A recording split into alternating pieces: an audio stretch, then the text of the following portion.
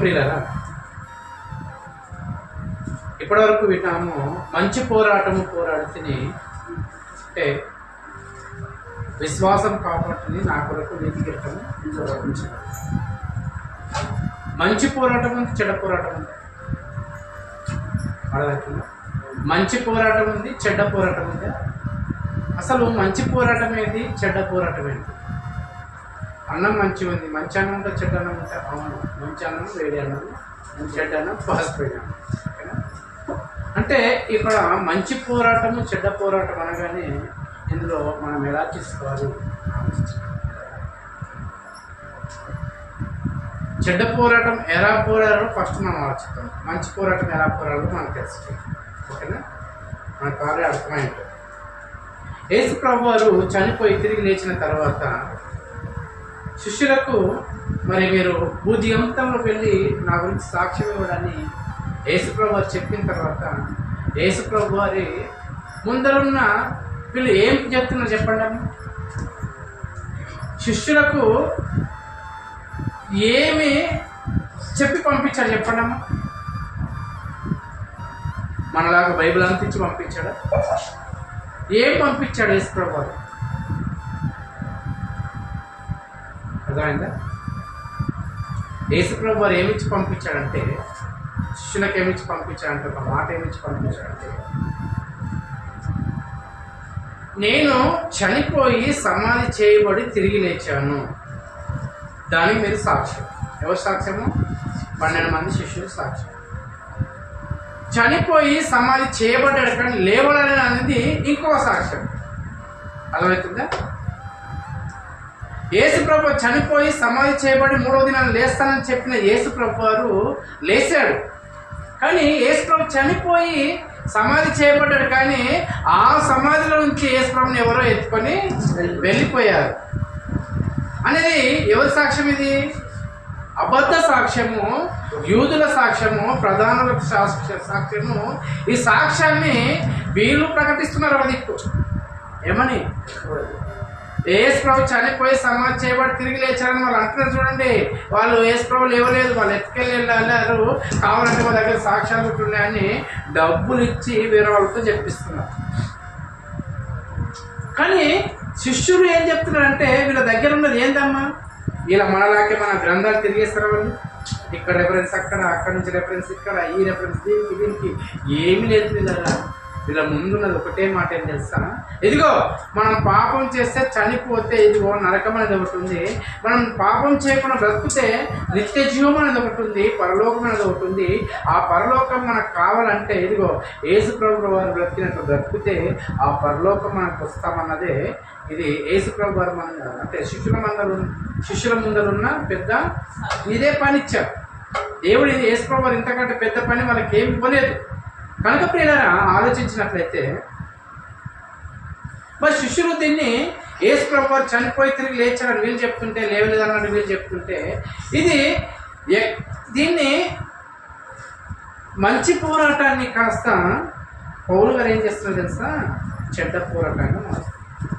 అంటే మంచి పోరాటానికి ముందు పౌలు గారు ఏ పోరాటం పోరాడుతున్నాడో ఆలోచించినట్లయితే, ఒక సౌలు అనే వ్యక్తిని, మంచి పోరాటం పోరాడుతున్న వ్యక్తిని, స్టెఫెన్ అనే వ్యక్తిని పౌలు గారు సౌలుగా ఉన్నప్పుడు సౌలును చంపేశాడు. అర్థమైందమ్మా? ఒక మనిషిని చంపడం మంచి పోరాటం అంటారా, చెడ్డ పోరాటం అంటారా?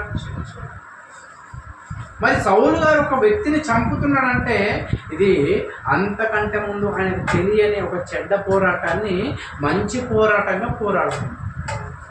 మంచి పోరాటం అని పోరాడుతున్నాడు.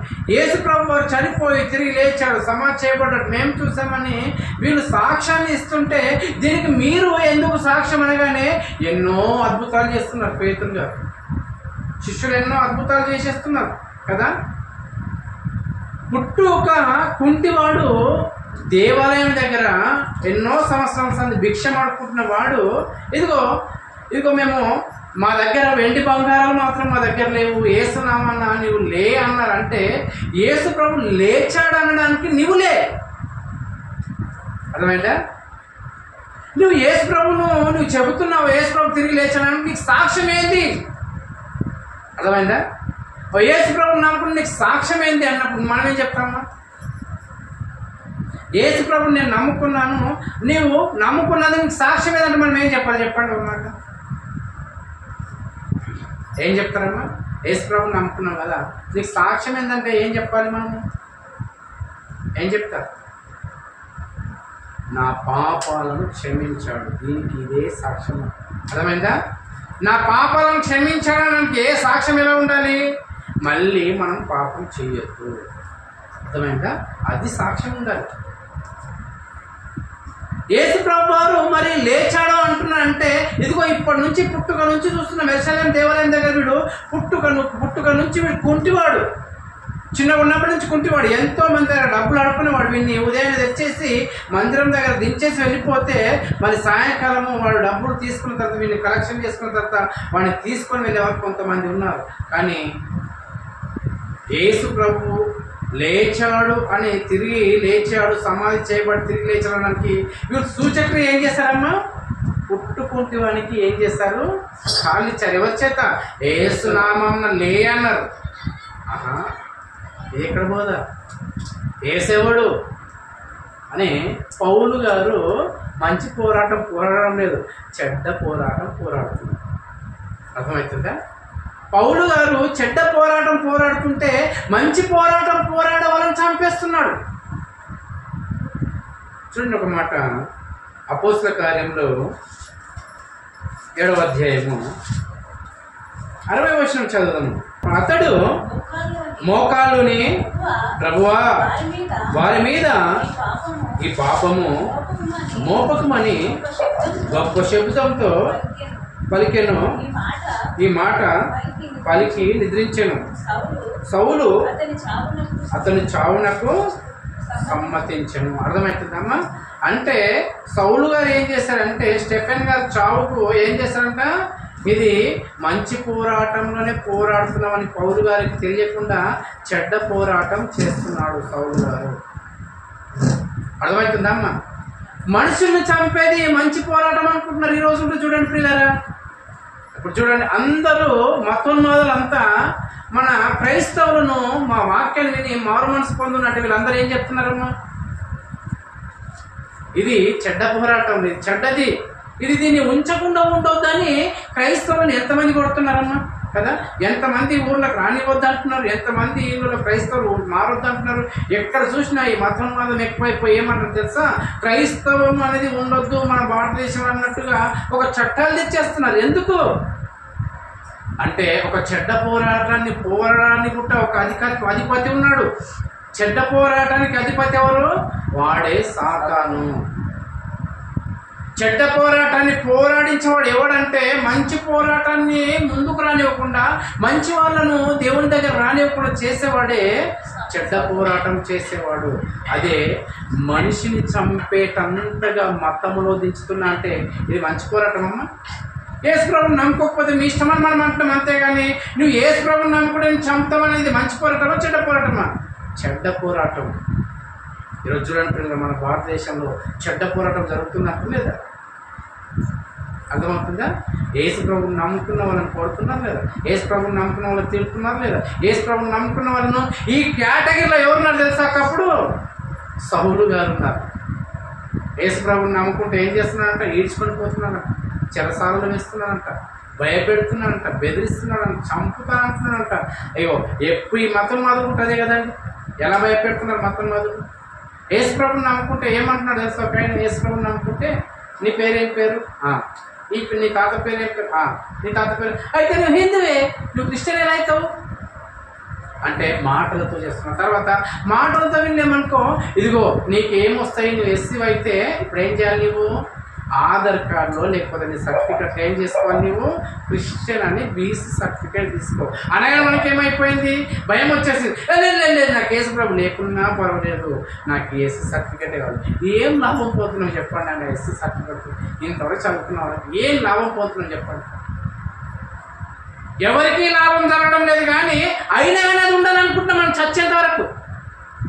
ఇప్పుడు మనం అందరం ఎస్సీఎం కాదన్నా, చదువుకున్న వాళ్ళను మీకు ఏమైనా లాభం వచ్చిందా ఎస్సీ సర్టిఫికేట్? కానీ ఒక భయం అనేది పెడుతున్నారు. ఇదిగో నువ్వు యేసు ప్రభువుని నమ్ముకుంటే నీకు ఎస్సీ సర్టిఫికెట్ ఉండొద్దు, బీసీ సర్టిఫికేట్ తీసుకో, యేసు ప్రభువుని నమ్ముకో, క్రిస్టియన్ అని రాసుకో, నువ్వు ఎస్సీవి కాదు. ఇలా భయపెడుతున్నారు. అంటే మాటలతో చెప్తున్నారు, మాటలతో వినకపోతే భయపెడుతున్నారు, భయపడకపోతే కొడుతున్నారు, కొడితే వినకపోతే చంపడానికి కూడా వెనకడుగు వేయడం లేదు. అంటే ఈ చెడ్డ పోరాటంలో ఎవరున్నారు? సౌలు గారు ఏం చేస్తున్నారు చూడమ్మా. 8వ వచనం చదవండి ఒకసారి. పౌలు చావుకు సమ్మతించిన ఈ సౌలు గారు ఏం చేస్తున్నారు చూడండి. అపోస్తలుల కార్యములు 8వ అధ్యాయం 1వ వచనం. ఆ కాలమందు యెరూషలేములోని సంఘమునకు గొప్ప హింస కలిగినందున అపోస్తలు తప్ప అందరూ యూదయ సమరయ దేశముల యందు చెదిరిపోయి భక్తి గల మనుషులు స్టెఫెనును సమాధి చేసి అతని గూర్చి బహుగా ప్రలాపించారు. ఇప్పుడు 3వ వచనం చూడండి పిల్లరా. సౌలైతే ఇంటింట చొచ్చి పురుషులను స్త్రీలను ఈడ్చుకొని పోయి, అంటే ఈడ్చుకొని పోయి చెరసాలలో వేయించి సంఘంను పాడు చేస్తున్నాడు. ఇప్పుడు కూడా చూడండి పిల్లరా, ఇంట్లోకి వస్తున్నారు లేదా? క్రిస్టియనా, ఎస్సీ క్రిస్టియన్ అని మనం చూడడానికి ఏమొస్తున్నారు తెలుసా? క్యాస్ట్ సర్టిఫికెట్ ఇవ్వాలంటే ఇండ్లలో వచ్చి చెక్ చేస్తున్నారు. అప్పుడు మనం ఏం చేస్తాం తెలుసా? ఇదిగో క్యాస్ట్ సర్టిఫికెట్ క్యాస్ట్ చెక్ చేయడానికి వస్తున్న వీళ్ళు అన్నప్పుడు ఏం చేస్తాం తెలుసా? యేసు ఫోటో కానీ వాక్యం ఫోటో కానీ అన్ని తీసుకొని ఏం చేస్తాము? ఓ పెట్టెలు వేసేస్తాం కదా. కరెక్టే కాదు,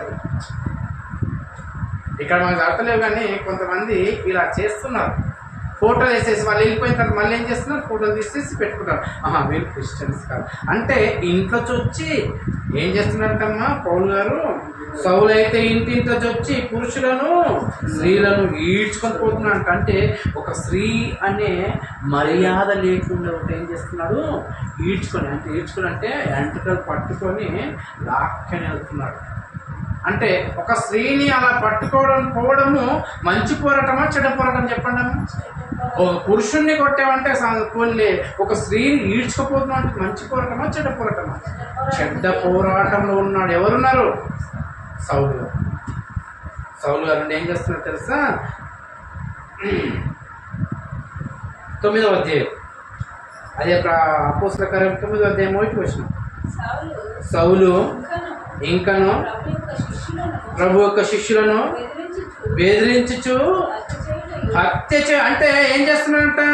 ఇప్పుడు చూడండి, మతం మొదలు ఏం చేస్తున్నారు? మనల్ని చెడ్డ పోరాటం ఉండి వాళ్ళకి ఏమనిపిస్తుంది తెలుసా? ఇది మంచి పోరాటమే అనుకుంటున్నారు కదా కదా కదా. జై శ్రీరామనకపోతే ఏం చేస్తున్నారు? కొడుతున్నారు. అంటే ఒక దేవుడు, ఒక మనిషి దేవుడిని నమ్మకపోతే కొట్టమన్నాడు. మనం ఎప్పుడైనా కొట్టామా? ఎవరన్నా ఒక క్రైస్తవుడుగా యేసు ప్రభువుని నమ్మకపోతే ఎందుకు నమ్ముకుంటున్నారు? మనం ఎప్పుడైనా కొట్టామా? ఇది మంచి పోరాటం కాదు, చెడ్డ పోరాటం అని గ్రహించాలి. అంటే పౌలు గారు మనుషులను, స్త్రీలను, పురుషులను ఈడ్చుకొని పోయి చెరసాలలో వేస్తున్నాడంట. రెండవది ఏం చేస్తున్నాడంటే, చదవండి అమ్మ. సౌలు ఇంకను ప్రభు యొక్క శిష్యులను బెదిరిస్తున్నాడంట. మొట్టమొదట బెదిరిస్తున్నాడంట. ఎవడరా యేసు ప్రభు చనిపోయి సమాధి చేసి వాడు తిరిగి లేచరా అని అంటున్నాడు. ఎవడరా అనగానే భయపడిన వాళ్ళు ఏం చేస్తారమ్మా? పరిగెత్తుకొని ముగిసిపోతారు. ఒకవేళ ధైర్యంగా నిలబడ్డ వాళ్ళతో ఏమంటున్నారు చూడండి. మేమే ప్రకటించామన్నా ఎవరన్నా అన్నారనుకో, వాళ్ళతో ఏం చెప్తున్నారు చూడండి. బెదిరిస్తున్నాడంట, చంపుతాడంట. అంటే చంపి ఏమంటే తెలుసా? మేము దేశానికి మంచి పని చేస్తున్నాం, మన హిందుత్వానికి మనం గొప్ప పని చేస్తున్నామని చెప్పుకునే వాళ్ళు ఉన్నారు లేదు ఈరోజంతా కదా. ఇది మంచిది అని వాళ్ళు అనుకుంటారు, గొప్పదని అనుకుంటారు. కానీ ఒక మనిషిని చంపడం మంచిదని మీరు ఒకసారి ఆలోచించండి. ఒక మనిషిని దేవుడిని నమ్ముకున్నందుకు కొట్టడం మంచిది చెప్పండి. వీళ్ళు ఏమనుకుంటారు తెలుసా? ఇది మంచి పోరాటం అనుకుంటారు. మంచి పోరాటం తనకు ప్రాణాధారమైనట్టు ప్రధాన యాజకుల దగ్గరికి వెళ్ళి అంటే ఏం చేస్తారంటే తెలుసా? నేను బ్రతికి ఉన్నన్ని రోజుల్లో ఈ క్రైస్తవుడు అనేవాడు ఉండకుండా చేయడమే నాకు గోల్ అనుకున్నాడు. ఎవరమ్మా? ఇప్పుడు మతం మొదలంతా వీళ్ళ గోలేంది? మన భారతదేశంలో క్రైస్తవుడు అనేవాడే ఉండొద్దు. ఉండొద్దు అనుకుని ఎన్ని సంవత్సరాలు అయిందమ్మా ఈ మాట? 2020 సంవత్సరాలు అవుతుంది. ఉన్నారా మొత్తం లేరా? అర్థమవుతుందా? ఎన్ని రాజకీయాలు వచ్చినా, ఎంత మతోన్మాదులు వచ్చినా, క్రైస్తవ్యాన్ని యేసు ప్రభువుని నమ్ముకున్న వాళ్ళను లేకుండా చేయడం అంటే అది జరగని పని. అది జరగాలంటే యేసు ప్రభు రావాలి. అర్థమైందమ్మా? క్రైస్తవుడు భూమి మీద లేనప్పుడు ఈ భూమితో దేవునికి ఏం పని? దేవుని కోసం బ్రతకని పిల్లలు లేనప్పుడు దేవునికి భూమితో ఏం అవసరము? ఈ ఆకాశంతో ఎందుకు అవసరం? ఈ నీరు ఎందుకు? ఈ గాలి ఎందుకు? మనం ఉంటే అనుకుంటాం, చెప్తారు మన పిల్లలు మనం చెప్పినప్పుడు వినకపోతే నీకు నాకు అవసరం లేనప్పుడు నా ఇంట్లో ఉండడానికి ఏం అవసరం లేదు. ఇప్పుడు పిల్లలు లేరనుకో ఒక ఇల్లు కట్టుకుంటే ఏమంటారమ్మా? నాకు పిల్లలు లేనప్పుడు ఇల్లు ఎందుకు అవసరం కదా? పిల్లలు లేని వాళ్ళు ఏమన్నా సంపాదించుకోవడానికి ఇష్టపడతారా? ఎక్కువ మట్టుకు చిన్నారు కొంతకాలం చేస్తారేమో, కానీ కొంతమంది మాత్రం తెలిసిన వాళ్ళు ఏం చేయాలి? సంపాదించి ఎవరికి ఇవ్వాలని ఇంత సంపాదించాలి, తిన్న రోజు ఏం చేయాలి? తినాలి, త్రాగాలి, మంచిగా ఎంజాయ్ చేసుకోవాలి. మరి ఇప్పుడు దేవుని పిల్లలు భూమి మీద లేరంటే ఏం జరుగుతుంది చెప్పండి? రెండవ రాకడ జరుగుతుంది. యేసు ప్రభు వారు ఇమ్మీడియట్లీ వచ్చేస్తారు. క్రైస్తవుడు లేడు అంటే వీళ్ళు ఏమనుకోవాలి తెలుసా? క్రైస్తవుడు ఈ లోకంలో ఉండకుండా చెయ్యాలని అనుకున్నాం అనుకో, అంటే ఈ సృష్టి నాశనం అయిపోతుందని తెలుసుకో. ఈ సృష్టి వినాశాన్ని కోరుకుంటున్నావు అంటే నువ్వేం కోరుకున్నావు తెలుసా? క్రైస్తవులు లేకుండా చేయడానికి అనుకుంటు నువ్వు ఏం కోరుకుంటావు తెలుసా? నీ నాశనాన్ని నీవే కోరి తెచ్చుకుంటున్నావు. అంతనే కదా, నీ నాశనాన్ని నీవేం చేస్తున్నావు? కోరి తెచ్చుకుంటున్నావు. మరి క్రైస్తవుడు ఉండము నిజంగా పిల్లగా. క్రైస్తవుడు తన కుటుంబం కోసం ప్రార్థిస్తారా? అందరి కోసం ప్రార్థిస్తారా? అందరి కోసం ప్రార్థించేది మంచి పోరాటం అవుతుందా? లేకపోతే నేను చెప్పిన దేవుడు నేను చెప్పిన వానికి నమ్మడం అనేది మంచి పోరాటం అవుతుందా? ఈ నేను చెప్పిందే జరగాలన్నట్టుగా పౌలు గారు ఏం చేస్తున్నారు తెలుసా? పురుషులను స్త్రీలను ఈడ్చుకొని పోతున్నారంట. చెడ్డ పోరాటం ఈడ్చుకొని పోయి చెరసాలను వేస్తున్నాడంట. ఇదిగో బెదిరిస్తున్నాడంట. ఇదిగో చంపేస్తున్నాడంట. ఇదిగో చంపి ఒక్క క్రైస్తవుని లేకుండా చేస్తానన్నదే నా ప్రాణము అన్ని రోజుల క్రైస్తవుడు అనేది ఉండొద్దు అన్నట్టుగా ప్రాణధారం పెట్టుకున్న పౌలు గారు ఏం చేస్తారు తెలుసా? ఈ చెడ్డ పోరాటం నుంచి మంచి పోరాటంలోకి దేవుడు ఎలా మలుచుకున్నాడు, ఇది మనకు అర్థం కాదు కదా. చెడ్డ పోరాటం నుంచి దేవుడు మంచి పోరాటాన్ని ఎలా చేయడానికి మలుచుకున్నాడంటే పిల్లరా, ఇప్పుడు ఈ అధ్యాయం అయిపోగానే మనుషులను చంపడానికి దమస్కు వెళ్తున్నాడు. అక్కడ క్రైస్తవులు ఉన్నారు, చెదిరిపోయారని తెలిసిన తర్వాత క్రైస్తవుల గారు ప్రకటించే వాక్యం ఏంటమ్మా? శిష్యులు ప్రకటించే వాక్యం ఏం చెప్పండి? ఆ రోజు ఒకటే ఈ 12 మంది శిష్యులు కూడా ఏం ప్రకటిస్తున్నారు చెప్పండి? ఈ 12 మంది శిష్యులు ఆ రోజుల్లో వాళ్ళు ప్రకటించేది ఇలాగ మనము మత్తయి సువార్త, మార్కు సువార్త, లూకా సువార్త, యోహాను సువార్త, ఇవన్నీ సువార్తలు అక్కడ రెఫరెన్స్ చెప్పాడు కాదు వాళ్ళకు. వాళ్ళ ముందున్నదంతా ఒకటేం తెలుసా? ఇదిగో యేసు ప్రభు ఆయన ఉన్నాడు, ఆయన ఏం చేస్తాడు తెలుసా? చనిపోయి సమాధి చేయబడిన తర్వాత తిరిగి లేచాడు అని ఇది చెప్పుకుంటూ వెళ్ళారు. అరే అలా ఎలా లేస్తారు అన్నప్పుడు అక్కడ డిస్కషన్ జరిగింది. ఇదిగో దానికి లేవలేదని అంటావా అన్నప్పుడు ఎవరినో ఒకరి దగ్గర ఒక సూచక్రియ చేయడం నిజంగానే అన్నాడు. పిల్లలు అలా నమ్మించారు. పిల్లలు అలా నమ్మించారు శిష్యులు గారు. కనుక పిల్లలు ఆలోచించినట్లయితే మంచి పోరాటం పోరాడుతుందంటే చెడ్డ పోరాటం పోరాడేది ఆయనకు. చెడ్డ పోరాటం అంటే ఏదో తెలియాలి, మంచి పోరాటం అంటే ఏది తెలియాలి. మంచి పోరాటం అన్నవానికి ఏం తెలియాలి? చెడ్డ పోరాటం పోరాడేది కూడా తెలియాలి. ఈ రెండు తెలుస్తున్నాయి కదా, ఏది మంచి ఏది చెడ్డ అనేది మనకు అర్థమవుతుంది. ఈ మంచి పోరాటం అనేది మరులాది ద్వారా మనము నేర్చుకుంటాం. ఓకేనా? ఎంతగా ఆయన మంచి పోరాటం కోసం పౌలు గారు మంచి పోరాటానికి మరి నాంది వేసినప్పుడు, పునాది వేసినప్పుడు ఆ మంచి పోరాటంలో ఎలా పోరాడనేది వారు నేర్చుకున్నది. ఈ వాక్యం మనందరి హృదయంలో దీవించి ఆశీర్వదింపబడాలంటే పిల్లరా చక్కగా వాక్యానుసారంగా ఉండండి. మన హృదయాన్ని కలవర పెట్టకండి, మన హృదయాన్ని నిలబరపరచుకోండి. మన హృదయాన్ని ఎప్పుడు గడుబడుతూ నింపకండి. ఎన్ని శ్రమలు వచ్చినా, ఎన్ని ఇబ్బందులు వచ్చినా, ఎన్ని ఇరుకులు వచ్చినా, ఇదిగో చనిపోయేది మాత్రం మనం కంపల్సరీ అని అర్థం చేసుకొని ఈ బ్రతికినన్ని రోజుల్లో శేష జీవితాన్ని విడిచడానికి ఇదిగో దేవుని నమ్ముకున్న తర్వాత పాపము చేయడానికి పరిగెత్తవద్దు. మనము పాపం వస్తుందంటే ఇక్కడి నుంచి మనం పరిగెత్తాలి. ఎక్కడమ్మా? పాపం మన దరిదాపులకు వస్తుందంటే అక్కడ కనిపించకుండా మనం పరిగెత్తాలి. కనుక పిల్లరా, ఈ మంచి పోరాటం పోతే ఏమవుతుందంటే ఇవన్నీ నీటి కిరీటాన్ని సంపాదించుకున్నాను కదా. చెడ్డ పోరాటం అంటే మన జీవితంలో ఏ చెడ్డ లక్షణాలు అయితే ఉన్నాయో, మంచిని చేయకుండా ఏదైతే అడ్డపడుతున్నదో ఆ రెండు విషయాల్లో బోధను మనం అర్థం చేసుకొని చెడ్డ పోరాటానికి దూరం అవుతూ మంచి పోరాటం దగ్గరికి అయితే మన మనసులో రేగుతున్న చెడ్డ అలవాట్లను కానీ తీసేస్తూ మంచి ఆలోచనలు మనం ఎప్పుడైతే అలవాటు పడతామో అదే మన మంచి పోరాటానికి నాంది పడుతుంది. కాబట్టి ద్వారా ఈ మంచి పోరాటాన్ని చూడడానికి నిజంగా ఈ లోకంలో చనిపోయి సమాధి చేయబడి లేచిన వ్యక్తి ఎవరన్నారంటే ఈ లోకంలో ఎవరే? ఆ యేసు ప్రభు వారు ఒక్కరే. కాబట్టి కదా ఆ యేసు ప్రభు వారు చనిపోయినప్పుడు ఎంత బాధపడ్డారు.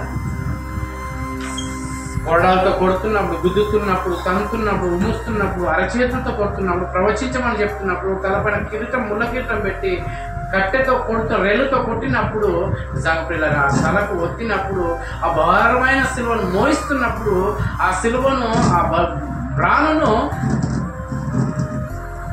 కల్వరి కొండపై ఎత్తుకొని వెళ్తున్నప్పుడు ఆ రాళ్లలో రాళ్ళు తాకుతూ, రాళ్ళు పుచ్చుకపోతూ, ఆ రాళ్లలో ఉన్న ముళ్ళు పుచ్చుకపోతూ ఎంత రక్తాన్ని కార్చాడు. ఆ రక్తం కారిపోయి సరిపోదన్నట్టుగా కొరడా దెబ్బలు కొట్టారు. కొరడా దెబ్బలు సరిపోదన్నట్టుగా ఆయనకు చేతుల్లో శీలలు, కాళ్ళలో మేకులు, ఇన్ని చేసిన కానీ యేసు ప్రభు వారు దీనికి ఏమన్నాడమ్మా? ఇది మంచి పోరాటం పోరాడాడు. పోరాడిన వెంటనే ఏమొచ్చిందమ్మా యేసు ప్రభు వారికి? తండ్రి కుడి పార్శ్వన కూర్చునే అధికారాన్ని పొందుతున్నారు. మంచి పోరాటం. ఆ పోరాటంలో మనం అందరం ఉపయోగపడాలని కోరుకుంటూ ఏదైనా మాటలు ముగిస్తున్నట్టున్నారు.